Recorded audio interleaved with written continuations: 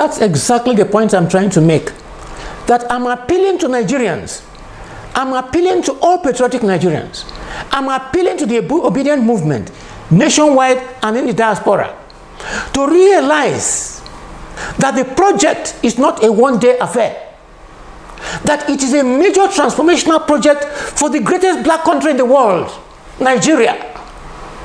And we cannot expect, it would have been futile to expect that the cabal that has controlled this country, the military, feudal, theological cabal complex that has controlled this country prior and since independence, will give up without a fight. Now let me tell you, you cannot understand Nigerian elections or what is going on without understanding the power structure, without understanding the power structure. A lot of people blame Professor Mahmoud Yakubu. Mahmoud Yakubu cannot act alone. He is part of a powerful system that is determined to press us down. And the obedient movement must recognize that they are fighting a historic battle against entrenched forces. And they have to be proud of themselves. I know a lot of youths. I met a lot of youths who were demoralized. So I'm saying they're not going to vote again. And I've been trying at my individual level to try to encourage them.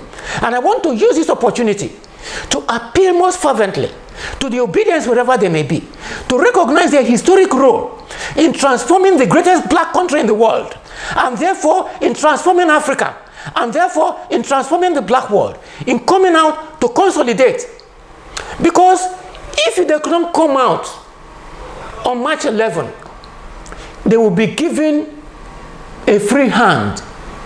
Already I'm aware that the cabal, the APC, PDP cabal, are coming out like wounded lions with tons of money to try to buy up the obedience. And I understand some of these cabal are already courting, wooing the obedience to come to their side. No obedient one should fall for these tactics. They cannot be, they are incapable of being reformed. They cannot be reformed. Well, if you permit me to take Delta State as an example. Take Delta State as an example. For the past 24 years, one party has been in power. And the party is known for profligacy, mismanagement of public resources. At the present time, Delta State is owing about 272 billion by their own admission, naira. In spite of billions of dollars that come from a federal 13% derivation, federal allocation, and other internally generated revenue. Giving prudent management that is oriented to the development of the state and is oriented to the welfare of the society.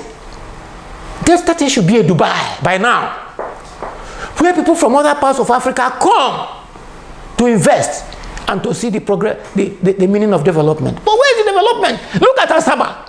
Narrow streets, alleyways, tag, misdevelopment. Look at Asaba. There is nothing. There is nothing to show about Asaba, a state capital.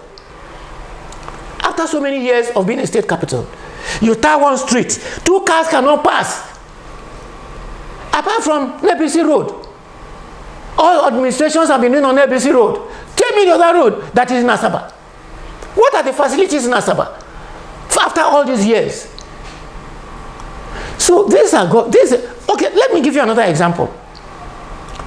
In addition or apart from gross mismanagement of public funds, sharing of money as a philosophy,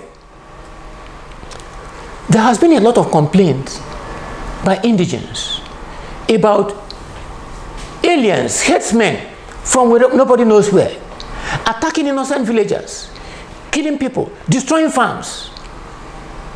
And I think I listened to an interview recently where a member of the House of Assembly, or a former member of the House of Assembly, Honorable Levansi Wuri, I don't have access to the governor, so I have not complained to him, but I did. I will tell you what I did. Complained that he had gone to the governor several times to come to their aid in Ethiopia East, and other parts of Delta Central, and the governor did nothing. How can you have that kind of governor?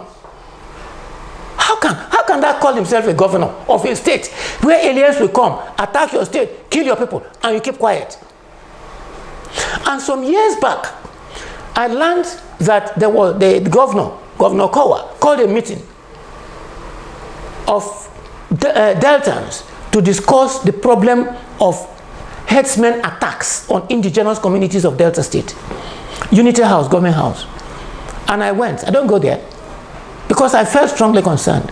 And I went with I won't call it a petition, a write-up detailing my information, the information at my disposal, and making recommendations. At the meeting at Government House, traditional rulers were allowed to speak. Arewa community was allowed to speak. Religious leaders were allowed to speak. One youth from Undokwa wanted to speak, took up the microphone, and was giving graphic details of the experience of his people in Undokwa area. Do you know what the governor did? He said they should take the microphone from him. How can you have a governor where the people cannot express their grievances, and when, according to the Honorable Wure, when it is expressed, no, and now we can now see the long-term plan, the long-term plan. How can you trade off your state in order to gain the favor of another ethnic group or of a powerful group?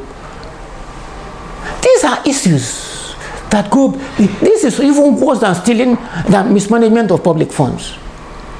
I never got a response, I never got a reply to my letter to the governor. So given this, I cannot see how any patriotic citizen of Delta State, how any patriotic indigen of Delta State, who wishes to defend his community, can vote for PDP, can allow himself to be bought by PDP in the March 11 election. I cannot imagine that. The same thing goes for the APC. That's why I said they have the same party. They have the same brand. I think I can remember at the peak of the herdsmen, one of the problems of the APC, why the APC is worse than the PDP. The PDP was mainly interested in looting. They were not interested, I don't think they were interested in taking over our land. That is why the APC is worse than the PDP. Sometime in 2018,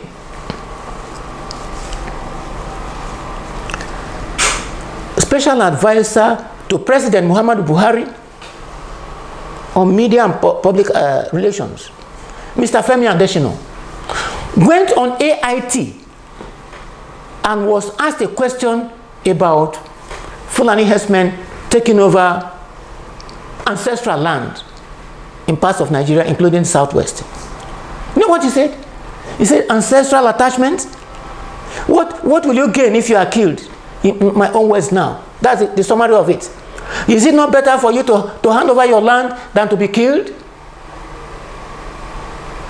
That was not the end. A few months later, at a 2-day seminar organized in Abuja by two of the twin publications of Asiwaju Bola Ahmed Tinubu, TVC and The Nation, his representative, quoting him, recommended to the federal government that, quote, unoccupied, isolated land can be taken over by the federal government and given to herdsmen to graze their cows. This elicited strong response from the late Publicity Secretary of Afenifere, Yinka Odumaki, who responded to him that Yoruba people have decided that they were not going to give an inch of their land to Fulani herdsmen. Now, APC, represented by Omo Agege, belongs to the same brand. This is apart from the fact that the principal demand of the Yoruba nation prior to their pact with President Muhammadu Buhari was political restructuring. And it was number one in the APC manifesto. They ignored it. Nigeria has no hope under APC and PDP. And I don't see how any responsible, I'm sorry that most Nigerian youths do not have a sense of history. Do not have a sense of some of these things that transpired, even in the recent past. And most of these Nigerian youths, at least, these issues that I've mentioned now, Google them. They're in the public domain. And take a decision whether you will hand over your faith in Delta State to this category of people.